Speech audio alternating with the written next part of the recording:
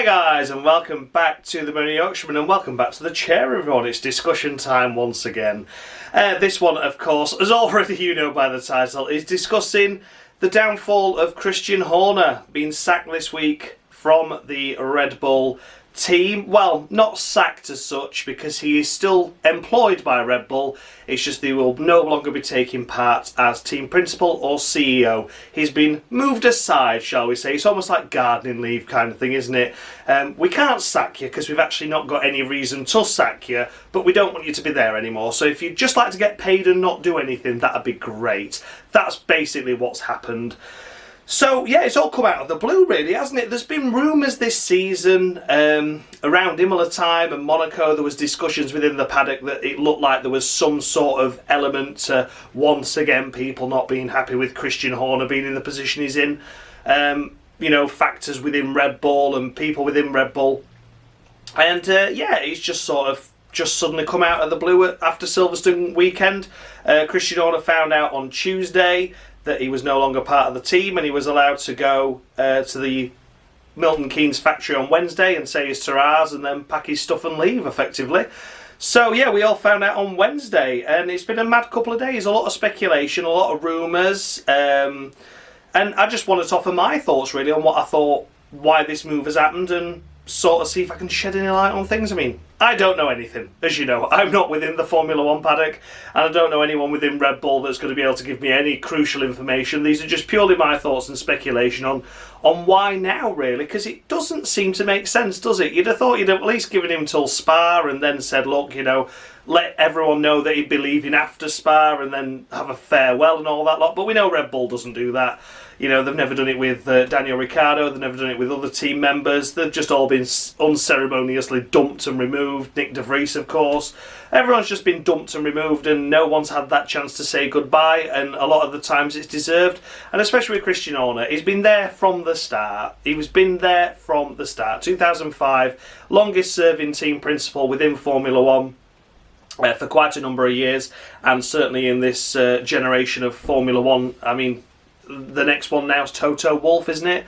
So, you know, he's been there a long time, and yet we've got rid of, you know, we had all those rumours obviously last year with everything going on in terms of this sex scandal and these messaging allegations and everything, which not only Red Bull's internal investigation cleared him, but also an external investigation cleared him as well. Now, if anything was going to find him guilty of those, it would be the internal investigation of Red Bull, because there's clearly people that don't like him in Red Bull and would have wanted him out. So that's when I knew that I was like, well, this is legit. He's genuinely not done what he says. So I've always said, he's always denied it, and an internal and an external investigation has said, no, he's done nothing wrong. I think they've proved that the most of the messages, anyway, I'm not saying all, but most of the messages were AI generated and, you know, been manipulated in some way. So it's an interesting one. If Christian Horner was going to go, that was the moment he was going to go, but he didn't, and the team stood by him, and so did everyone else, seemingly, apart from the Verstappens. So it just seems weird now that everything seems to have died down in terms of all these allegations, all these rumours, all this speculation, and then he goes, with a few whispers here and there that people aren't happy, but he's just left. It's just bizarre, isn't it? And I honestly believe now it's one of two reasons, and I'm not sure which reason it is. I honestly believe it's a power play, because they've said to him, if you lose Max, you go. And I think that maybe are thinking that Max has gone to Mercedes now. Rumours that Mercedes have offered him a ridiculous $100 million a year or something contract for him to go to Mercedes. So maybe, just maybe, it's like a case of you lose Max, you lose your job. Or it's a power play to retain Max. That could be the more crucial one. I'm leaning more to the side of that. We know Jos Verstappen is not flavour of the month with Christian Horner, and it's neither the other way around either. It's been very there's been a lot of animosity at times within the Verstappen camp against Horner, particularly with Jos. And we know that Jos seems to rule the roost when it comes to his son in more ways than one. And I think it's a case of Jos Verstappen has turned around and said, my son will race with you next year if you get rid of Christian Horner. I honestly think that's what's happened. But that's just a rumour. So I think it's one of two reasons. They've lost Max, or they're wanting to retain Max. Is the only two logical reasons I can think of. There's been talks about this poor performance as to why he's gone, but I don't believe that for 1 minute, because they've had difficult seasons before and they've stood by him. You know, after the domination of the Vettel era, the Renault engines were absolutely garbage. 2014 onwards, they got a couple of wins. They had a winless year, was it 2015 or 2016? They had a winless year that year, stood by him. This year the team's already had 2 wins. Okay, we've only got 1 car scoring points, and have only had 1 car scoring points for like the last 18 months, despite sticking 3 drivers in it. But I don't think that's the whole issue. I think it's all surrounding Max. So yeah, what would I have done in the situation of Red Bull? It's clear that change has to be made. Now this is the difficult thing, isn't it? Change has to be made, but when you've got someone that's been there from the start, that whole Red Bull empire is pretty much built around what Christian Horner has said, done and had influence in over the last 20 years of that team being in existence. So it's going to be quite a shake-up, and sometimes that's what you need. So let's see what happens going forward now. Laurent Mekies has been jumped into his place. He's got a lot of experience. Started in Formula 1 in the early 2000s with Arrows, then moved to Minardi, then was at Toro Rosso, then left Toro Rosso for FIA, then left the FIA for Ferrari, and then returned back to Toro Rosso effectively with Racing Bulls. So he's had a lot of experience in Formula 1, in midfield machinery, and tried to do something in a top team where, I mean, Ferrari are never going to do anything either. But yeah, so let's see what he brings to the team. Nothing's going to change or happen this season. Of course it isn't. The season's already well underway. We're halfway through it. It's just going to be a case of managing expectations now for him and making sure that maybe, just maybe with this change of team principle, he can try and coax Yuki Tsunoda into scoring some more points. I don't know. But yeah, it's obviously clear that the direction of Red Bull is not the way they wanted it to go. There's a lot of speculation about this Ford engine not being very good and things like that, but how much influence does Horner have on that, really? It's an interesting one to put, isn't it? So yeah, I honestly wish Christian all the best. There was obviously rumours that he'd been sacked because they'd leaked information or someone had found out that he was going to another team. I think after we heard that meeting and the brief video that we got from him saying goodbye to the team, I think it's clear that he's not got anything immediately lined up, because he was absolutely broken. And you would be, wouldn't you? You know, you get a random phone call on a Tuesday after a Silverstone Grand Prix and you're like, yeah, by the way, we don't want you here anymore. You've been there for 20 years. It's a bitter pill to swallow, isn't it? And no matter your thoughts on Christian, he deserved a send-off. He deserved a proper send-off. You know, I know everyone always says, oh, you owed nothing in this world, but when you've had the impact that he has, you know, 8 drivers' titles, 6 constructors' titles, over 100 wins, almost 300 podiums, you deserve to say a proper goodbye, don't you? So yeah, once again, Red Bull have denied anyone of that.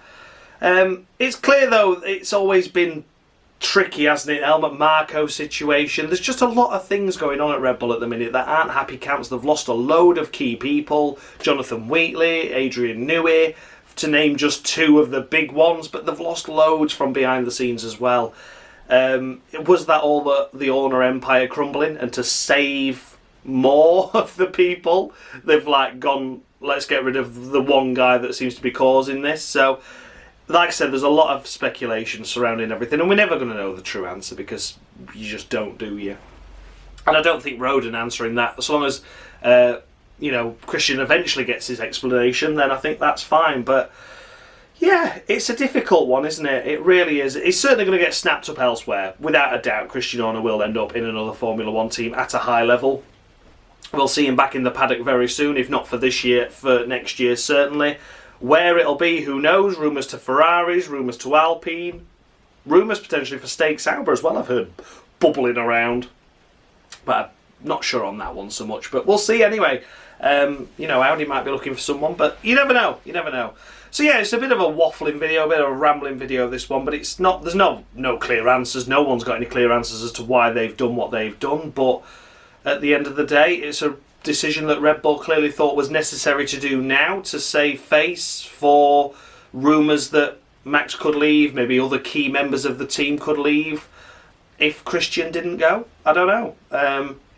Yeah, and this whole Helmut Marko thing, obviously Helmut Marko and Christian Horner have had a power struggle within the team ever since Dietrich Mateschitz died. So has Christian been on borrowed time since that happened? Because people seem to favour Helmut. Well, the Verstappen certainly do anyway. Yeah, there's a lot of things. It's not just a single point of this is the key reason, you know, and there's a lot of things that have been brewing over the last few months, even couple of years really, that could have all led to this decision, but it could just be a combination of it all really. So yeah, seeing what will happen to Red Bull going forward is going to be an interesting one. They've lost so many key members of late. The results seem to be struggling now. Even Max is struggling to keep a car on track that's built and designed for him. The second car is scoring nothing. So where does that leave us? You know, it's where does that leave Red Bull? Is it going to be a backmarker team next year? Is Max Verstappen going to jump ship? Is the pulling the pin and getting rid of Christian Horner going to be advantageous to the team going into 2026? Or is it going to be detrimental? Is everyone going to be looking around like headless chickens now going, well, what do we do? You know, someone that's been there for that long that knows everyone. It's, yeah, it's going to be a difficult one. It's going to be a strange adjustment, isn't it?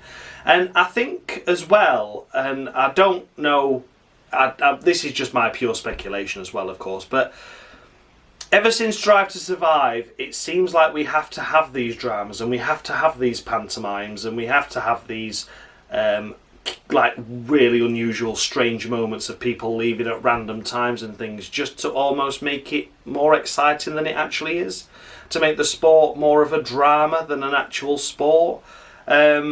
Yeah, because I think this is going to be a big episode on Drive to Survive, and there's no doubt about it. But Formula One at the moment, with me, with the amount of changing of team principles we've had over the years, just seems to be getting a bit football-y now. Whereas, oh, the team's playing shit, let's sack the manager kind of thing. And it's not always the way, is it? It's not always the way at all. So, yeah, if it starts getting like that, where we're changing team principles every 5 bloody minutes, then it's going to be a bit shit, really. So, yeah, you know, Christian Horner, the last of the long-time serving members of a team principal, apart from Toto Wolff, really. You know, Ferrari tends to change them every couple of years. Rumours that Fred Vasseur will be leaving for potentially Christian Horner. It's just all a mess. It is all a mess. So, yeah, how much of this is actually Red Bull related? How much is it, oh, let's get some comedy drama in. Let's get some drama for Netflix, because that'll make us billions. So, yeah, is the sacrifice of one man for pure entertainment of many on a Netflix series? I don't know. That's probably not, but it begs the question, doesn't it, of how fucking fake and cheesy the Drive to Survive series is. So, I don't know, but I think if Formula One starts to go through these rotating rosters of team principals every verse end, then I'm going to quickly lose interest in a sport that's already sort of dying for me. So yeah, we'll see how long Laurent Mekies can stay at Red Bull before he's dumped, and whether he'll be there long term, short term, who knows. But yeah, we'll see. I wish Laurent Mekies all the best in his new venture. Certainly big boots to fill and follow. And of course, to Christian Horner, wish him all the best as well.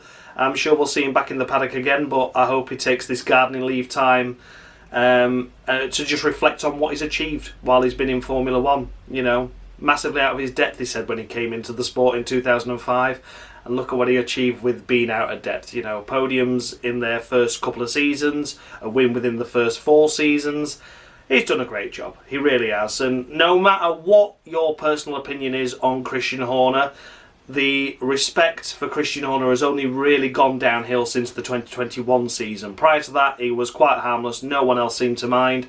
But then, of course, 2021, it started that snowball effect, this whole Max Verstappen and, of course, Lewis Hamilton rivalry. It also led to the Toto and Christian rivalry. And you were only on one side of the camp, weren't you? You were either Team Lewis and obviously Team Toto, or you were Team Max and Team Christian. Then, of course, from there, then, like I said, we had the scandal last year and all that lot. So there's been a lot of things going on in the last few years, but no matter what you personally thought of those on the side of the fence, on whether you thought they were guilty, whether you thought they weren't guilty, whether you were Team Toto, Team Christian, either way, it doesn't matter. Fundamentally, what he has brought to the Red Bull team has been phenomenal. Could anyone else have done a better job? Who knows? Because we're never going to know because he's the only person that's done the job. But he is the one that has achieved 6 constructors, 8 drivers' titles, like I say, over 100 podiums, many countless wins. So yeah, he's done a great job, and let's see where he ends up in future. But yeah, take this gardening leave to reflect on what you've achieved, Christian, not to dwell on the fact of why you've been suddenly dumped. But yeah, I was a fan of Christian, I'll be honest with you. I was a fan of Christian. There were times where he massively overstepped the mark, but then again, it's all in the favour of competition, isn't it? It's all for his team to do the best possible within its championship that it's in, and he was ruthless, he was cutthroat, but that's what you need from a team principal. So thank you so much for watching, guys. Like I said, sorry this is a bit of a rambling video, but just my thoughts on what I think has happened, why it's happened, the rumours surrounding everything, but ultimately the longest serving team principal for quite a long time in Formula 1 is gone, and he's got big boots to fill as Laurent Mekies, so good luck. Thank you so much for watching, guys, and as always, much love.